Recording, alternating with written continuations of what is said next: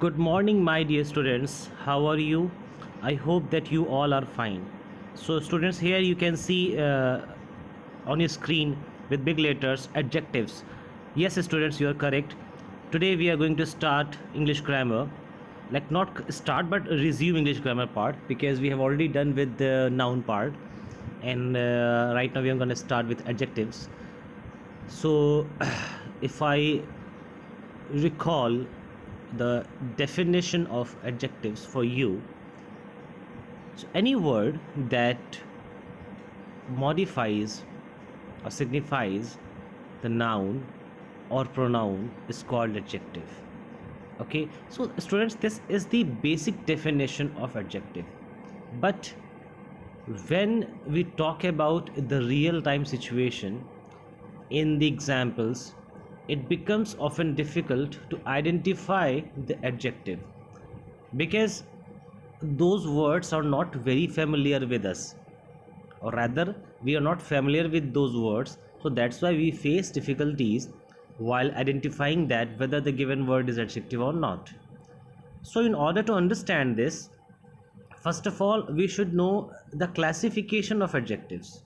Okay, so if I talk about the classification of adjectives, here you can see the classification of adjectives, the major classifications. Here on the left hand side, adjectives of quality, quantity, number, cardinal number, ordinal number, and so on. So students, I'm just going to teach with the help of these examples and all. So if you read the question number C with me, here are the definitions of different types of adjectives. Clear? And their examples. Match these definitions to the examples. It means that the examples in the front is not its definition. Sorry, the example in the front of a definition is not the example actually. You have to match these examples. You have to match these examples. So prior to this, first of all, we should know what are these qualities. First is adjective of quality, that show the kind or quality of a person or a thing. Kind or quality of a person or a thing.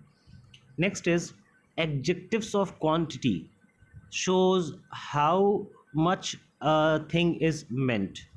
How much of a thing is meant, यानी कितनी quantity की बात हो रही है. Third is adjectives of number, show how many persons और things are meant, यानी कितने संख्या की बात हो रही है. यहाँ पे आप काउंट करोगे, यहाँ पे आप वेट मतलब क्वांटिफाई करोगे. ठीक है. Fourth is cardinal numbers, that is give an exact number. Cardinal number means give an exact number such as 1, 2, 3, 2019, 2020, 3,20,244. So these are cardinal numbers. The next is ordinal numbers, given an order or rank. यानी जब किसी को हम किसी number को rank के हिसाब से बोलते हैं, जैसे कि there are 10 students in the class and Sumit got 10th rank. There are 10 students in a class and Sumit got 10th rank. मतलब क्या है कि जो पहला वाला 10 आया है, 10 स्टूडेंट्स, यहाँ पे जो 10 है, this is a cardinal number because it is giving an exact number. Okay. And जब मैंने बोला 10th रैंक, तो एक ऑर्डर एक रैंक की बात कर रहा है. तो यहाँ पे जो 10th है, TNTH, ये 10th क्या होगा? ये 10th होगा ऑर्डिनल नंबर्स. ठीक है. Indefinite numeral adjectives do not denote an exact number. जहाँ पे इनडेफिनेट न्यूमरल एडजेक्टिव होता है, वहाँ पे कोई एग्जैक्ट नंबर का हम लोग पता नहीं कर सकते हैं. ठीक है ना. ये सारी चीज़ें भी मैं एग्जाम्पल से क्लियर करूँगा अभी आपके सामने, don't worry for that. Next is distributive numeral adjectives, refer to each one of a number. Refer to each one of a number. Clear? Each one of a number. Possessive adjectives, modify a noun by telling whom it belongs to. Modify a noun by telling whom it belongs to. They answer the question whose, यानी जो whose question होता है, question इसका answer आता है. जैसे मान लो मैंने बोला this is my book, so this is my book में बुक इज़ अ नाउन, और नाउन की जो क्वालिटी या मॉडिफाई कर रहा है वो कौन सा वर्ड कर रहा है? माई कर रहा है. यहाँ पे माई क्या है? पॉजिटिव एडजेक्टिव है. ठीक है ना. इसे देखो, जैसे मैंने मान लो आपके लिए एक लिखा sentence, this is my book. Clear. अब मेरा ये कहना है इसमें कि अगर ये सेंटेंस है this is my book, so students in this case, in this case जो मैंने अंडरलाइन किया, book, book is a noun. अच्छा, अब अगर आपसे क्वेश्चन पूछा जाए हुज बुक, तो आप क्या कहोगे? My book. हुज मतलब किसका, किसकी किताब है, किसकी बुक है? मेरी बुक है। सो हुज क्वेश्चन पूछने पे जो आंसर आया वो क्या आया? माई आया। और ये माई ही हमारा क्या है? पॉजेसिव एडजेक्टिव है। क्या है स्टूडेंट्स? पॉजेसिव एडजेक्टिव है। ठीक है ना? चलो, demonstrative adjective point at nouns specifying whether they are, where they are, they answer the question which। Clear? जो डिमॉन्स्ट्रेटिव एडजेक्टिव्स है ये पॉइंट करते हैं कि नाउन्स कहाँ पे हैं, वेयर दे आर। ठीक है? And they answer the question which, यानी विच अगर आपका क्वेश्चन पूछोगे तो जो आंसर आएगा वो आएगा डिस्ट्रीब्यूटिव एडजेक्टिव का। सो स्टूडेंट्स, अगर मैं इसी भी एग्जाम्पल से समझाना चाहूँ तो ऐसे समझो, कहीं पे ये सेंटेंस लिखा हुआ है दिस इज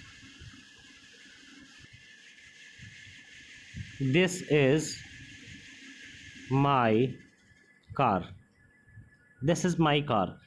सो स्टूडेंट्स, यहाँ पे अगर आप क्वेश्चन पूछो विच इज़ माई कार या दिस इज़ योर कार या विच इज़ योर कार, जैसे मान लो कोई बंदा बोला दिस इज़ माई कार, कोई स्टूडेंट, कोई लड़का बोला, ठीक है, तो अब आपका क्वेश्चन हो रहा है कि विच is your car, which is your car. तो अब अगर आप कार के पास खड़े हो तो क्या बोलोगे? जो भी आंसर कर रहा है कहा okay this is my car. So जो दिस है वही तो आंसर है इस विच वाले क्वेश्चन का। जो विच वाला क्वेश्चन पूछा गया उसका आंसर क्या है? दिस है। तो दिस क्या बन जाता है? Demonstrative adjective. क्या बन जाता है? Demonstrative adjective. ठीक है students, demonstrative adjective. Any doubt? Okay, चलो आगे देखते हैं। Interrogative adjectives are used with nouns to ask questions. ये वो एडजेक्टिव्स होते हैं जो कि नाउन के साथ लिखे होते हैं एंड ये क्वेश्चंस पूछने के लिए वर्क किए जाते हैं। जैसे जैसे अगर मैं पूछूं कि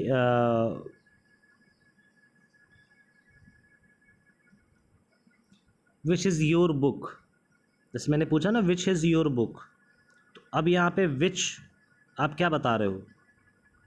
आप उसको क्वेश्चन कर रहे हो, इंट्रोगेटिव एडजेक्टिव कहलाएगा इसलिए। ठीक है, नेक्स्ट क्या है? Emphasizing and exclamatory adjectives help express strong feelings and emotions. यानी कि इसको हम लोग स्ट्रॉन्ग फीलिंग और इमोशंस को एक्सप्रेस करने के लिए यूज़ करते हैं। क्लियर? सो अब अगर मैं आपसे कहूँ मैच द फॉलोइंग वाला वर्क करो, अब क्योंकि अब आपको थोड़ी थोड़ी आइडिया लग गया डेफिनेशन का, कौन सा डेफिनेशन किसका होता है, तो ज़रा मेरे साथ इसको मैचिंग का वर्क करो। ठीक है, तो जो देखो स्टूडेंट्स इजी होता है जिसको समझना, जिसमें ज़्यादा कन्फ्यूज़न नहीं होता, उसको सबसे पहले किया जाता है। जैसे मैंने बोला कार्डिनल और ऑर्डिनल, तो कार्डिनल और ऑर्डिनल के लिए आपको समझ में आ गया कि कार्डिनल एग्जैक्ट नंबर बताता है, राइट?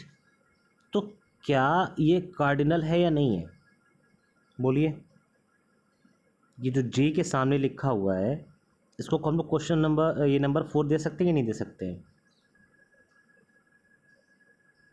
ठीक है, अच्छा, ऑर्डिनल क्या होगा? ऑर्डर रैंक की बात होगी, तो इसको हम लोग नंबर 5 दे सकते हैं। ठीक है, फिर अब अगर हम बात करें एडजेक्टिव्स ऑफ क्वालिटी की, तो अब क्वालिटीज़ में क्या नज़र आ रहा है? पर्पल, इनॉर्मस, वोलन, फ्यूसी, तो ये सारे के सारे देखो क्वालिटीज़ के अंदर आ गए, है ना? ये नंबर 1 हो जाएगा, ये नंबर 1 हो जाएगा। Clear? Adjectives of quantity show how much a thing is meant, how much a thing is meant. अब यहाँ पे ये पॉइंट सोचने वाले कि कितनी क्वांटिटी की बात हो रही है। ठीक है,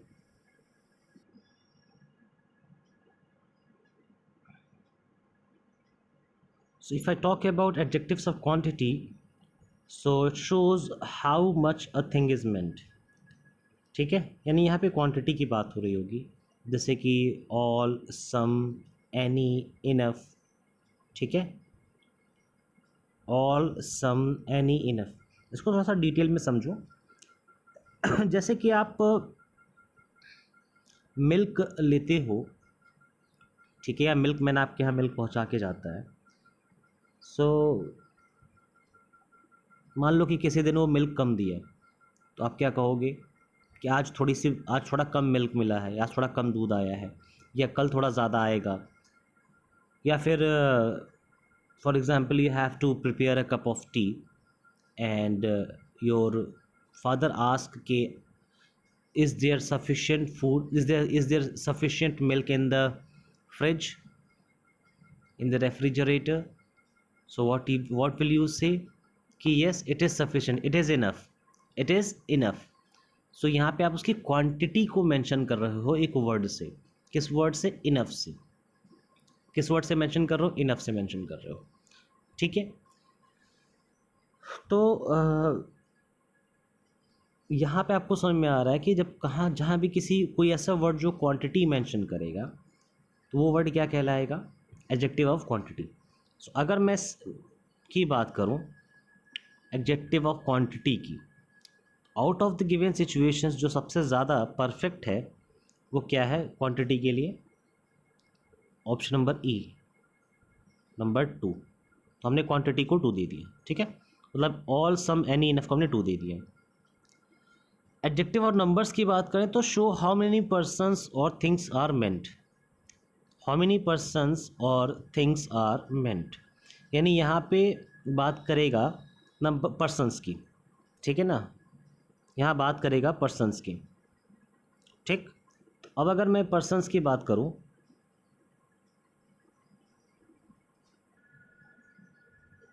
तो पर्सन्स में स्टूडेंट्स ये है कि अब आपको काउंट करना रहता है कि कैन यू काउंट और नॉट, ठीक है। So show how many persons और थिंग्स आर मेंट।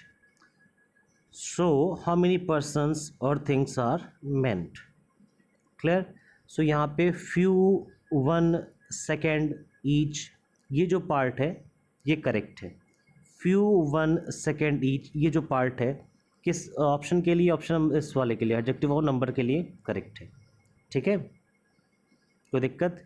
तो हमने एडजेक्टिव और नंबर्स का नंबर जो 3 है यहाँ पे वो हमने यहाँ पे लिख दिया, ठीक है। अगेन एडजेक्टिव ऑफ नंबर हो गया, कार्डिनल हो गया, ऑर्डिनल हो गया। The next is indefinite numeral adjectives and it does not they do not denote any exact number. कोई एग्जैक्ट नंबर ये डिनोट नहीं करते हैं, और जब एग्जैक्ट नंबर डिनोट नहीं करते हैं तो एग्जैक्ट नंबर डिनोट ना करने में क्या हो सकता है? Few, several, some. जैसे there are few students in my class, ठीक है, सेवरल स्टूडेंट्स आर एब्सेंट। तो यहाँ पे ये पता चला कि you can count the numbers but they are not fixed. वो भी कंफर्म नहीं है कि एग्जैक्ट नंबर क्या है। हालांकि उनकी काउंटिंग की जा सकती है, स्टूडेंट्स की तो काउंटिंग की जा सकती है, लेकिन एग्जैक्ट कितने हैं ये आइडिया नहीं है। तो ये अभी अनक्लियर है, ये एग्जैक्ट नहीं मालूम है, इसलिए हम लोग फ्यू, सेवरल या सम यूज़ करते हैं। तो ये पता चला कि जो नंबर आई है that is perfectly fitted for the number 6 part indefinite numeral adjectives, right. हमने यहाँ पे नंबर 6 लिख दिया, ठीक है। Next is distributive numeral adjectives refer to each one of a number. जब कभी देखो डिस्ट्रीब्यूशन की बात होगी ना तो ईच, एवरी, ईदर, नीदर, ये सारे वाले ऑप्शन करेक्ट होते हैं, क्योंकि आप उसमें सबको डिस्ट्रीब्यूट करते हो। जैसे मैंने बोला कि distribute these toffees in each of you, in each of you. अब सब में वो डिस्ट्रीब्यूशन टॉफ़ी का होगा या नहीं होगा? होगा ना।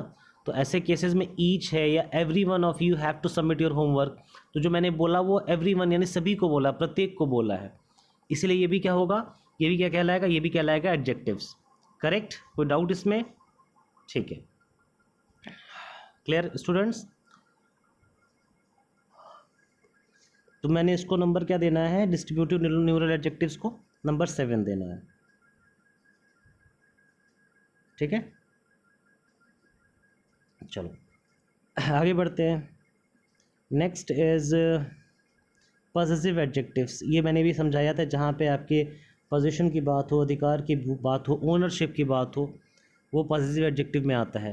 this is her, his, this is her book, this is his car, okay, this is our playground, ठीक है, इट इज़ देयर स्कूल। तो ये सारी चीज़ें एक ओनरशिप की बात होती है, तो जहाँ ओनरशिप की बात होगी वहाँ पॉजिटिव एडजेक्टिव कहलाएगा। तो यहाँ पे हमने नंबर 8 दे दिया पॉजिटिव एडजेक्टिव के लिए, ठीक है। Any doubt? Good. Next is demonstrative adjectives. Point at nouns specifying where they are, they answer the question which. जैसे मैंने भी समझाया था कि where is your book, sorry which is your book, which is your book, तो कहोगे this is my book. तो this is में जो दिस है ये आपको क्या विच का आंसर दे रहा है ना, विच का आंसर क्या दे रहा है, दिस दे रहा है, इसी वजह से ये क्या कहलाता है, डिमॉन्स्ट्रेटिव एडजेक्टिव। तो विच ये जो ऑप्शन दिया हुआ दिस, दीज, दैट, दोज, ये सारे के सारे क्या है, ये सारे के सारे डिमॉन्स्ट्रेटिव एडजेक्टिव हैं, यानी नंबर 9, ठीक है।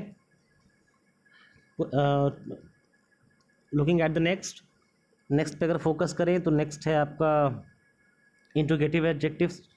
तो these are used with nouns to ask questions. जैसे वर्ड से ही पता चल रहा है कि इंट्रोगेटिव है तो क्वेश्चन का वर्ड तो होगा ही होगा। क्वेश्चन वर्ड में क्या क्या आ गया, व्हाट, विच, हुज, व्हाट, विच और हुज। तो यहाँ पे हमने क्या लिख दिया, क्वेश्चन नंबर नहीं मतलब नंबर 10 लिख दिया, ठीक है। Then the last is emphasising and exclamatory adjectives. Emphasising और एक्सक्लेमेटरी में क्या हो जाएगा, वेरी और ओन हो जाएगा, ठीक है ना। अब देखोगे कि सर ये एक्सक्लेमेटरी कैसे है, कैसे नहीं है, एम्फेसाइजिंग कैसे है। जैसे मैंने बोला this question is difficult, but मैंने बोला this question is very difficult, तो मैं डिफ़िकल्ट पे एम्फेसाइज करके बता रहा हूँ कि नहीं वेरी डिफ़िकल्ट है, काफ़ी डिफ़िकल्ट है। तो ये आपका हो जाता है सेंस एम्फेसाइज करने वाला। अब अगर हम कहें एक्सक्लेमेशन कैसे होगा, जैसे व्हाट वर्ड दिया हुआ है, तो वर्ड का एक्सक्लेमेशन कैसे होगा, वर्ड का एक्सक्लेमेशन ऐसे होगा कि जब अभी हमने पहला चैप्टर पढ़ा था उसने पढ़ा था क्वेश्चन टैग, ठीक है ना, इसी में हमने उसमें कुछ एक्सक्लेमेशन भी सीखे थे।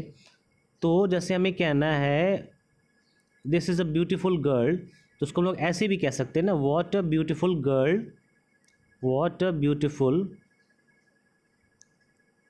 गर्ल शी इज़, है ना। तो यहाँ पे व्हाट क्या आ गया, एक्सक्लेमेशन बता रहा है, एक्सक्लेमेशन यानी कि एक्सक्लेमेटरी एडजेक्टिव बता रहा है, ठीक है। कोई दिक्कत स्टूडेंट्स? तो इसलिए हमने यहाँ पे नंबर क्या दे दिया है, कुछ इसको नंबर 11 दे दिया है, ठीक है। So this was all about the today's class. Just take your homework. So students your homework is कि अब ये चीज़ आप सीख लिया आपने, तो आप इसी के बेसिस पे पार्ट ए और part B, part A, part B और पार्ट डी, ये आपका होमवर्क रहेगा स्टूडेंट्स। इसको फिनिश करके फटाफट मेरे को सेंड कर देना, ठीक है ना। That's all for the day students, thanks a lot.